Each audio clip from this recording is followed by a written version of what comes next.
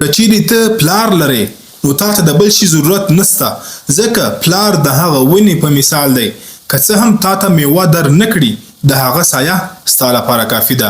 مور د یو باغ په مثال دی چې هر قسم میوه هم پکښې وي او تا ته آرام هم درکوي.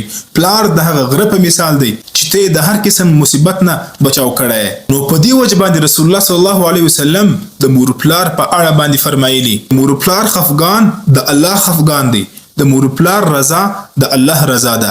ويسألونك ماذا ينفقون قل ما انفقتم من خير فللوالدين.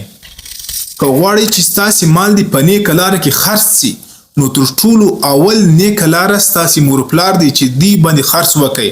ستاسو د مال حقداره اول ستاسې مور پلار دی چې پر دې باندې د خپل مال خرڅ کئ، همدغه په نیکه لاره کې مال خرڅېدل دی.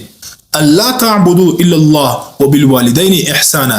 د الله د عبادت بعده تر ټولو غټ حکم دا دی چې تاسې د مور پلار سره د احسان ولا معامله وکئ. تاسې د مور پلار سره ښه سلوک وکئ، د هغوی خدمت وکئ.